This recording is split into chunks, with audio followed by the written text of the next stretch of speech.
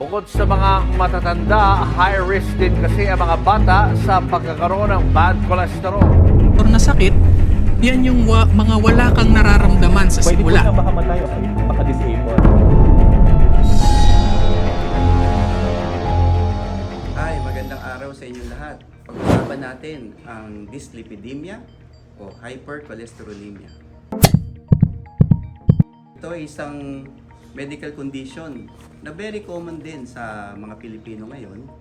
Ang hypercholesterolemia o dyslipidemia kung ang iyong total cholesterol ay more than 240 mg per dl, bad cholesterol o LDL na 160 to 190 mg per dl, and triglycerides of more than 150 mg per dl, ikaw na ay pwedeng sabihang merong dyslipidemia o hypercholesterolemia. So madali namang gamutin, no? May mga gamot na tayo ngayon tulad ng mga statins at syempre yung mga lifestyle modification napaka-importante.